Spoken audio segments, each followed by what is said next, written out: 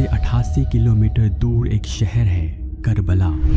ये वो शहर है जहाँ से शुरुआत होती है शिया और सुन्नी मुसलमानों के बीच कभी ना ख़त्म होने वाली जंग की।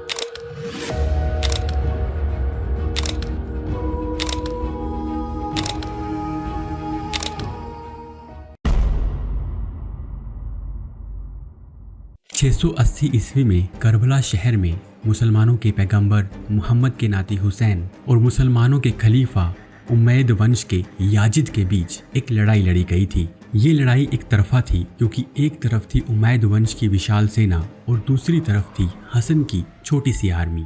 इस लड़ाई में हुसैन की आर्मी की बुरी तरह से हार हुई थी और हुसैन भी इस लड़ाई में नहीं रहे। तब से लेकर आज तक हुसैन और उनके साथियों को उनकी शहादत के लिए याद किया जाता है। शिया मुसलमान हर साल उनकी याद में आशूरा मनाते हैं।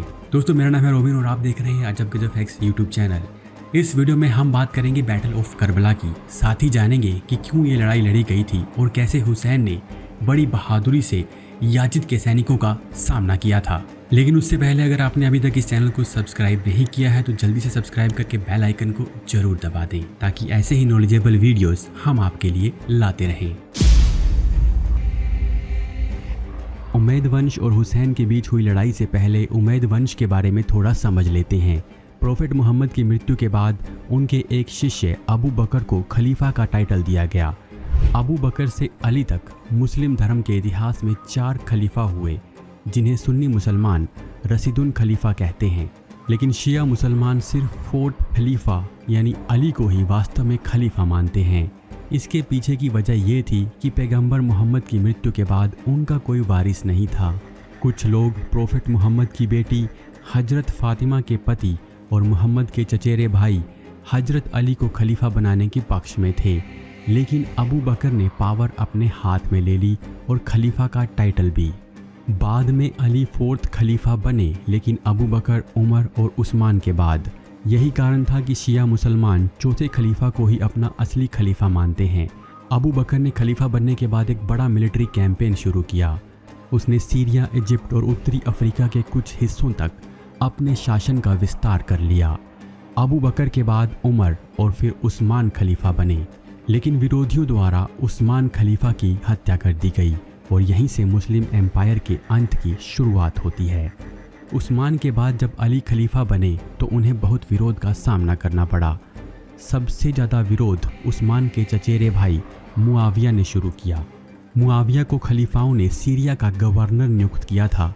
विरोधियों ने चौथे खलीफा अली की भी हत्या कर दी और मुआविया को भी मारने का प्रयास किया, लेकिन वो बच गया और बाद में उसने ही उमैद डायनेस्टी की नींव रखी। नियमों के अनुसार अली के बेटे हसन को खलीफा बनाया जाना था, लेकिन मुआविया ने हसन को अपने साथ मिला लिया और एक निश्चित पेंशन देकर उसका विरोध खत्म कर दिया। इस तरह मुआविया ने उमैद डायनेस्टी की नींव रखी। अब जानते हैं कि किस तरह से उमैद डायनेस्टी और हुसैन के बीच जंग की शुरुआत हुई।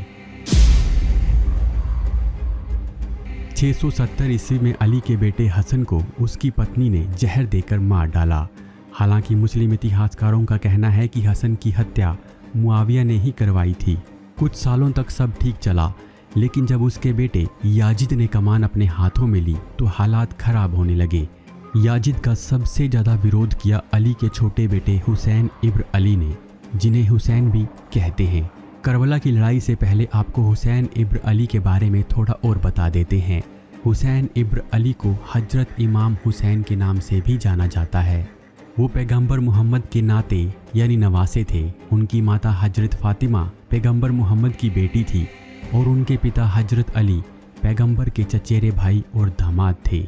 शिया मुसलमान उन्हें तीसरा इमाम मानते हैं। उनके पिता अली को पहला, उनके बड़े भाई हसन को दूसरा और उनके बेटे अली जैनुल आबिदीन को चौथा इमाम माना जाता है। याजिद के खलीफाओं की कमान अपने हाथ में लेने के बाद से ये पूरा सिस्टम अर्ध लोकतांत्रिक से राजशाही में बदल गया था। याजिद ने हुसैन की अधीनता स्वीकार करने से इनकार कर दिया, जिसके बाद हुसैन ने मदीना से मक्का की ओर कूच करना शुरू कर दिया। हुसैन को जब पता चला कि कूफा के लोग उनका साथ देना चाहते हैं और उन्होंने उन्हें अपना नेता मान लिया है, तो उन्होंने कूफा के लोगों को साथ मिलाकर विरोध को बड़ा करने का प्रयास किया ताकि वो याजिद को गद्दी से उतार फेंके। याजिद को हुसैन की योजना के बारे में पता चल गया, जिसके बाद उसने अपने सैनिकों को इकट्ठा करना शुरू कर दिया।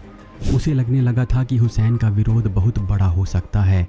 कुछ अनुमानों के अनुसार उसने 30,000 के करीब सैनिकों को इकट्ठा कर लिया था, जबकि कुछ इतिहासकार इनकी संख्या 5,000 के करीब बताते हैं।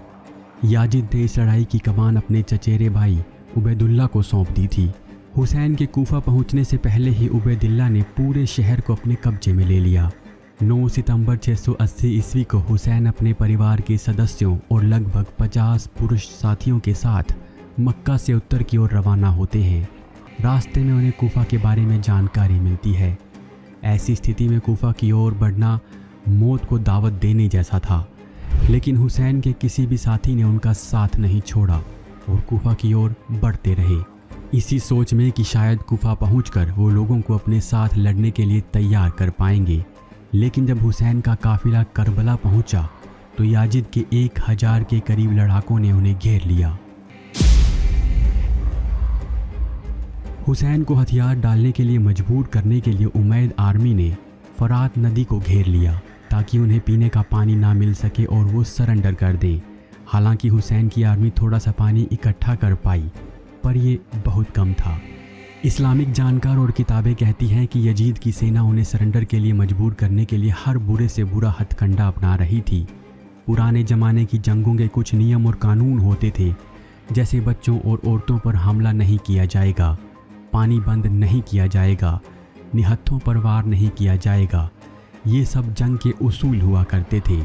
लेकिन करबला की जंग में यजीद की सेना ने कोई भी नियम कानून मानने से इनकार कर दिया और क्रूरता और हैवानियत की सारी हदें पार कर दी। इस्लामिक स्कॉलर्स की माने तो जब यजीद ने इमाम हुसैन और उनके साथियों तक का पानी बंद करवा दिया तो परिवार के छोटे छोटे बच्चे प्यास से तड़पने लगे, लेकिन यजीद को उन पर कोई तरस नहीं आया। इमाम हुसैन ने यजीद की सेना से अपने बच्चों को पानी देने के लिए मिन्नतें तक की, लेकिन उसकी सेना ने दिल पर पत्थर रखा हुआ था। यजीद की सेना करबला में हवानियत पर उतर आई थी। इसका अंदाजा आप इसी बात से लगा सकते हैं कि जब इमाम हुसैन का 6 महीने का छोटा सा बच्चा अली असगर प्यास की वजह से अपने झूले में तड़पने लगा, तब इमाम हुसैन अपने बेटे को यजीद की सेना के सामने ले आए। उन्होंने सेना से कहा कि तुम्हारी लड़ाई मुझसे है, 6 महीने के बच्चे ने तुम्हारा क्या बिगाड़ा है? ये बच्चा प्यास से तड़प रहा है, कम से कम इस बच्चे को तो पानी पिला दो। हुसैन की ये बातें सुनकर यजीद की सेना में खलबली मच गई। कुछ लोग इस बच्चे को देखकर मुंह छुपाने लगे, लेकिन यजीद के कमांडर हरमला ने इस बच्चे की ओर एक तीर छोड़ दिया। ये तीर सीधा अली अस्कर के गले पर जाकर लगा। इमाम हुसैन का ये छोटा सा बच्चा वहीं शहीद हो गया। करबला के मैदान में ये क्रूरता की इंतहा थी। दोनों सेनाएं लड़ने के लिए तैयार थी। हुसैन की आर्मी बहुत छोटी थी, इसीलिए उन्होंने अपने साथियों को कहा कि अगर वो लड़ाई छोड़कर जाना चाहते हैं तो जा सकते हैं, लेकिन उनमें से कोई भी हुसैन का साथ छोड़कर नहीं गया। हुसैन के पास सिर्फ 40 पैदल सैनिक और 30 घुड़सवार थे। हालांकि कुछ जगह इनकी संख्या 100 और 45 भी बताई गई है, लेकिन किसी भी सूरत में ये संख्या उमैद की सेना से कहीं कम थी, क्योंकि अब उमैद सेना के दूसरे सैनिक भी वहां पहुंच चुके थे और उनकी संख्या कहीं ज़्यादा हो चुकी थी। हुसैन के सैनिकों ने टेंट्स को आपस में बांध दिया और टेंट के पीछे एक बड़ा गड्ढा खोदकर उसे लकड़ी से ढक दिया ताकि दुश्मन पीछे से हमला ना कर पाए। 10 अक्टूबर को दोनों सेनाओं में आमने सामने की लड़ाई शुरू हो चुकी थी। सुबह सवेरे हुसैन के समर्थकों ने खाई में आग लगा दी और अपने मोर्चों पर डटकर दुश्मन का मुकाबला करने लगे। हालांकि हुसैन के सैनिक पूरी दृढ़ता से लड़ रहे थे, लेकिन जल्दी ही उनकी सेना कमज़ोर होने लगी। हुसैन की ओर से घुड़सवार सैनिक अपने घोड़े खो देने के बाद पैदल लड़ने लगे और कई बार उम्मैद सैनिकों को पीछे हटने पर मजबूर कर दिया, जिसके बाद दुश्मनों ने हुसैन के शिविर में आग लगा दी, ये सोचते हुए कि जब तंबू जलकर नष्ट हो जाएंगे तो उनके किनारे हमले के लिए उजागर हो जाएंगे, जिससे उन्हें घेरने का मौका मिल जाएगा। दोपहर तक हुसैन के साथियों को घेर कर मार दिया गया। जिसके बाद कई लड़के जो सैनिक नहीं थे उनकी मदद के लिए दौड़े। इनमें कुछ ऐसे लड़के भी थे जिन्होंने अभी तक जवानी की दहलीज पर कदम भी नहीं रखा था, लेकिन उन्हें भी नहीं बख्शा गया। उनका भतीजा कासिम जो 10 साल का था उनकी गोद में मरा। उनके 2 बेटे और 6 भाई भी मारे गए।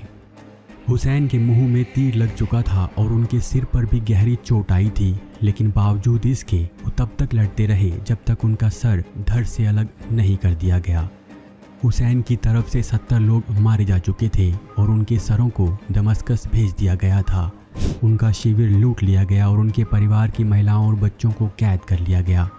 हुसैन के इकलौते जीवित बचे बेटे अली जैन अल आबिदीन, जो अपनी बीमारी के कारण लड़ाई में हिस्सा नहीं ले पाए थे, को बख्श दिया गया। करबला में इमाम हुसैन का मजार आज भी है, जो शियाओं का एक पवित्र धर्मस्थल है। शिया मुसलमानों के लिए मक्का के बाद करबला सबसे पवित्र स्थल है। दोस्तों, क्या आप जानते हैं कि इस्लाम में आखिरकार मुस्लिम ईसा मसीह को इतनी तवज्जो क्यों देते हैं? अगर नहीं तो उस पर भी हमने एक वीडियो बनाई है, जिसका लिंक आपको इस वीडियो के डिस्क्रिप्शन में मिल जाएगा। तो करबला में इमाम हुसैन की शहादत के बाद दुनिया भर के शिया अनुयायी हर साल मुहर्रम के महीने में करबला जाते हैं और दुनिया भर में अशूरा मनाया जाता है।